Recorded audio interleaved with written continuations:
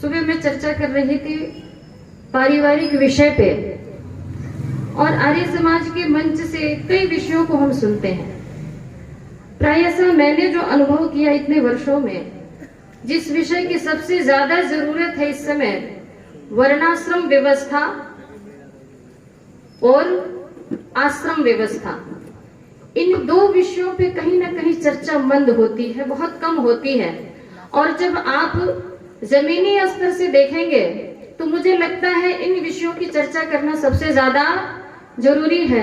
हम वर्ण व्यवस्था को नहीं समझ पा रहे हैं, जिस कारण हम जातिवाद में ही सिकुड़े पड़े हैं, और उसका पूरा का पूरा फायदा कौन उठा रहा है, आप सबको पता है।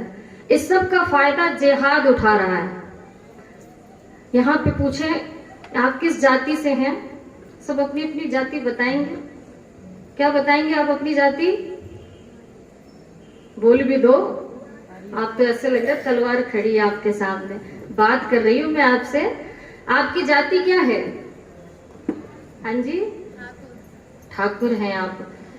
अन्य जगह जाइए तो जिस प्रदेश में जो जिस प्रकार के लोग बसे हैं, सब अपनी जातियों को बताते हैं। कोई अपने आप को गुर्जर कहता है, कोई अपने आप को क्षत्रिय कहता है, कोई ठाकुर कहता है, कोई ब्राह्मण कहता है, कोई कहता है कि हम बनिया है, कोई कहता है पंजाबी है। अर्थात हमने अपने आप को सीमित कर रखा है। लेकिन जब वेदोक्त शास्त्रों को हम पढ़ते हैं, सिद्धांत चर्चा जरूरी है। आर्य समाज की बात हो, सिद्धांत की चर्चा न हो तो फिर कोई फायदा नहीं है कार्यक्रम करने का। जब हम वैदिक सिद्धांतों को पढ़ते हैं तो वहां पे दो शब्द आए हैं, वर्ण और जाति। इनको समझना पड़ेगा। जाति किसको कहते हैं? हमने जिसको मान लिया है वास्तव में वो जाति तो है ही नहीं। महर्षि दयानंद ने जाति शब्द को डिफाइन किया और क्या लिखते हैं? जाति किसको कहते हैं? बांध के जाना आज अपनी गांठ, जो जन्म से लेके मृत्यु पर्यंत बनी रहे। क्या बोला मैंने? जो जन्म से लेके मृत्यु पर्यंत बनी रहे, उसी का नाम है जाति। जैसे कोई बकरी के रूप में जन्म लिया, जन्म किस रूप में लिया? बकरी के रूप में, और मरेगा कैसे? मरेगा क्या गाय बन के मरेगा? प्रमोशन होना है उसका, जीवन भर प्रमोशन नहीं होना है, निश्चित है। ये बकरी के योनि में आया है तो बकरी के योनि में ही यहाँ से विदा होगा। ये हम मानव योनि में आए हैं, ऐसा तो नहीं है खराब काम करेंगे तो हम गाय भैंस बन जाएंगे। ऐसा होता देखा क्या कभी? नहीं हो सकता। जिस योनि को प्राप्त होके आए हैं उसी योनि में वापस हम जाएंगे भी, संसार से विदा होंगे। अर्थात जो जन्म से लेकर मृत्यु पर्यंत यथावत बनी रहती है उसी का नाम है जाति। जैसे गाय एक जाति है, बैल जाति है, पशु जाति है, पक्षी जाति है, यह है जाति। और दूसरा है वर्ण। ये किस प्रकार से होता है? गुण कर्म स्वभाव के अनुसार वर्णों का विधान है, और वर्ण केवल 4 है। कितने हैं? पहला ब्राह्मण, दूसरा क्षत्रिय, तीसरा वैश्य और चौथा शूद्र। ये 4 वर्ण हैं और चारों अपने अपने गुणों के कारण है। वर्णों में प्रमोशन भी होता है और डिमोशन भी होता है। आप ब्राह्मण हैं आज, लेकिन कुछ वर्ष के पश्चात अगर ब्राह्मण के कार्य नहीं करेंगे तो आप ब्राह्मण नहीं रह जाएंगे। आप फिर जिस प्रकार के कर्म कर रहे हैं उसी प्रकार के आप वर्ण में चले जाएंगे। तो हमने जाति और वर्ण व्यवस्था को नहीं समझा, और इसका दुष्प्रभाव देखिए। फेसबुक जैसे जब रिसर्च हुआ तो ये जितने इस्लाम वाले हैं, एक गुजर की अपनी आईडी बनाता है और एक अपनी आईडी बनाता है किसकी? अन्य मत की बना लिया उसने। अब गुजर वालों ने किसको गाली देना शुरू किया? जो अन्य मत के थे, जो अपने आप को दूसरी जाति का मानते थे, और उसने फिर गुजर को गाली देना शुरू कर दिया। ब्राह्मण ने शूद्रों को गाली देना शुरू किया, शूद्रों ने ब्राह्मणों को गाली देना शुरू किया। पता चला बनाने वाला फेक आईडी मुस्लिम था, उसने आपस में ही समस्त हिंदुओं को आपस में लड़ा दिया और हमने आपस में ही वैर कर लिया। अरे हम बड़े और तुम छोटे, और इसका फायदा उठाते वो कहते तुम सब हमारे अपने हो। ये तुम्हें अपना नहीं मानते, लेकिन तुम सब हमारे हो। तुम्हें घबराने की जरूरत नहीं, किसी के पास जाने की जरूरत नहीं। परमात्मा का विधान है वेद, ये संविधान परमात्मा ने दिया, उस संविधान के माध्यम से बताया कि हम वर्ण में जी रहे हैं, जाति में जी रहे हैं, किस प्रकार से जीना चाहिए। आइए उसी विषय की थोड़ी सी यहाँ पे चर्चा करती चलो।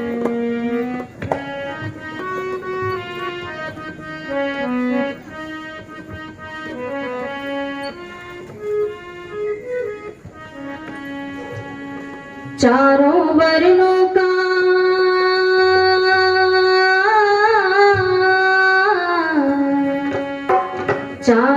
वर्णों का विधान वेद में पढ़कर देखो, ऋषि ने समझाया है। चारों वर्णों का विधान वेद में पढ़कर देखो, ऋषि ने समझाया है।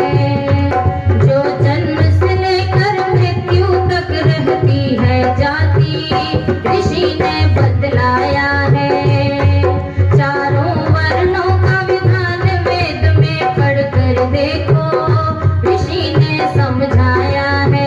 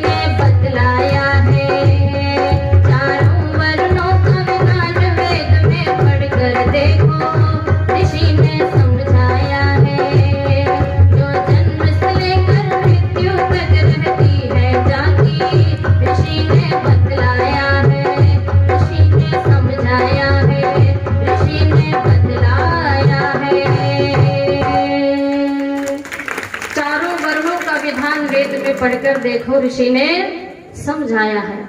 लेकिन इस विषय पे हम कभी भी जमीनी स्तर से काम नहीं करते। विचारना अपने हृदय में, आप कितने भी वेद प्रवचन कर ले, कितने भी बड़े बड़े अनुष्ठान करवा ले, लेकिन जब तक वर्ण व्यवस्था को हम सुधारने की कोशिश नहीं करेंगे तब तक राष्ट्र का कल्याण संभव नहीं है। हम अपनों में ही लड़ते रहेंगे और अपनों को ही मारते रहेंगे। शत्रुओं से तो लड़ने की नौबत ही नहीं आएगी आपकी, है ना। कहा ब्राह्मण कौन है, तो कहा जो 6 काम है ब्राह्मण के, जो ना करे वो ब्राह्मण नहीं कहलाता शास्त्र के अनुसार। जो वेद पढ़ता हो और पढ़ाता हो, यज्ञ करता हो और दान देता हो और दान, ये 6 काम जो करता है वो क्या कहलाता है, ब्राह्मण। अच्छा बताइए, जिसको वेद आदि सत्य शास्त्र ना आए, क्या आप उसको घर में कर्म कांड के लिए बुलाएंगे? बुलाओगे तो बता दो। अगर जन्म से कोई ब्राह्मण कुल में पैदा हो जाए और वो शराब पिए, तमाम व्यसन करे, तो क्या आप उसको घर में बुला के उसका सत्कार करोगे?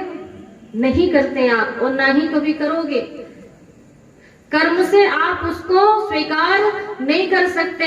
महर्षि दयानंद लिखते हैं, जो इन 6 कार्यों को करे वही ब्राह्मण कहलाता है। का दूसरा क्षत्रिय, क्षत्रिय का कार्य क्या है, समस्त प्रजाओं की रक्षा करना। कैसे? धर्म युक्त होके, यज्ञ को करने वाला होना चाहिए, बलवान होना चाहिए, धार्मिक होना चाहिए। और क्षत्रियता किसमें है? छोटों को सताने में क्षत्रियता नहीं है, अपने से छोटों की रक्षा करने का नाम ही क्षत्रिय है। अच्छा ये बताओ, क्षत्रिय कौन है इस समय? जो घर में बैठ के खैनी चूना दाब रहा है, या जो सेना पे बैठ के हमारी रक्षा कर रहा है? दोनों में किसको क्षत्रिय मानोगे? जो शराब पी के लुढ़का पड़ा हो, व्यसनों में डूबा हो और जन्म से क्षत्रिय हो, तो उसको क्या सरकार सेना में ले लेगी? नहीं लेगी। क्षत्रिय बनने के गुण उसके अंदर होने चाहिए। परिमाण रखा कि तुम्हारे अंदर इतनी वीरता होनी चाहिए, इतनी सहन शक्ति होनी चाहिए, आपकी स्टेमिना इतनी होनी चाहिए। बस धर्म की प्रधानता नहीं थी सरकार में, यही दुर्भाग्य है बस। लेकिन महर्षि दयानंद लिखते हैं वेदोक्त बातों को, और लिखते हैं कि धार्मिक जरूर होना चाहिए। तीसरा का वैश्य। वैश्य कौन है? जो पेट की पूर्ति करता है ना। इसके बिना दुनिया में काम नहीं चल सकता। जो चारों वर्णों के लिए भोजन की व्यवस्था करता है, अर्थ की व्यवस्था करता है, वो क्या है? वैश्य। और चौथा कहा शूद्र। इसके बिना तो हमारा कोई काम होना संभव नहीं है। शूद्र कौन है? जो अभाव दूर नहीं कर सकता, जो ज्ञानवान नहीं है, जो अन्याय को दूर नहीं कर सकता था, जो ज्ञान से शून्य है, उसी का नाम है शूद्र। अर्थात जो सेवा कर सकता है। का 3 वर्णों की सेवा करे दिन रात जो, जिसके बिना इस जग में बनती ना बात हो। सब अपने अपने स्थान पे मान्य हैं, सब अपने अपने स्थान पे पूजनीय हैं। हम सब एक हैं। ये मन में ना लाए कि शूद्र है तो ये किसी काम का नहीं है। जो शूद्र कार्य कर सकता है वो आप नहीं कर सकते, इसलिए उसका जीवन में होना जरूरी है। जो क्षत्रिय कार्य कर सकता है वो ब्राह्मण नहीं कर सकता, इसलिए ब्राह्मण का, क्षत्रिय का होना जरूरी है। जो ब्राह्मण कार्य कर सकता है वो क्षत्रिय नहीं कर सकता, इसलिए ब्राह्मण का होना जरूरी है। ये कैसे होगा? गुण कर्म स्वभाव के अनुसार। ये निश्चित कौन करता था? माता पिता निश्चित नहीं करते थे। कौन निश्चित करता था? आचार्य निश्चित करता था। जब बच्चे गुरुकुलों में पढ़ते थे और समावर्तन संस्कार होता था, वेदान दित्य वेदं वा वेदम वापि यथाक्रमम, और कहा अविप्लुत ब्रह्मचर्य न गृहस्थ आश्रम अन्विषेत। एक वेद नहीं तो 2 वेद नहीं तो 3 वेद नहीं, क्रम से 4 वेदों में कम से कम 1 वेदों को पढ़ना आवश्यक होता था, तब जाके समावर्तन संस्कार होता था। तब तो शादी की अनुमति हमें मिलती थी, तभी तो राजा दशरथ जैसों को अपनी संतानों को गुरुकुलों में छोड़ना पड़ता था। तब जाके तपस्वी राजा तैयार होता था, वो धर्म और राष्ट्र का नेतृत्व करने वाला होता था। तो कहा 3 वर्णों की सेवा करे दिन रात जो, जिसके बिना इस जग में बनती ना बात हो। इन सभी गुणों का जो समावेश होता है, तब जाके एक सुंदर समाज का परिवेश हमारे सामने आता है।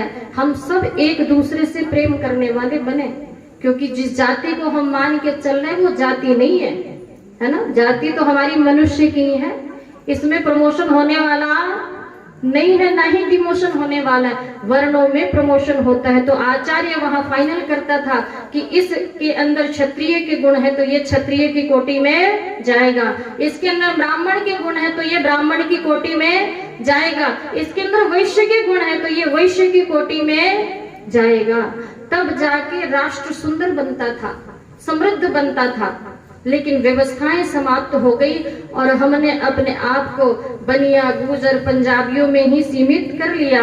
हमने कहा ये मेरा अपना है और ये मेरा अपना नहीं है, जिसका दुष्परिणाम है कि कितने भी वेद प्रचार कर ले, कितने भी आप सामवेद पारायण कर ले, चतुर्वेद महापारायण यज्ञ कर ले, लेकिन जो सुधार होना है वो वर्ण व्यवस्था को सुधारने से ही होगी।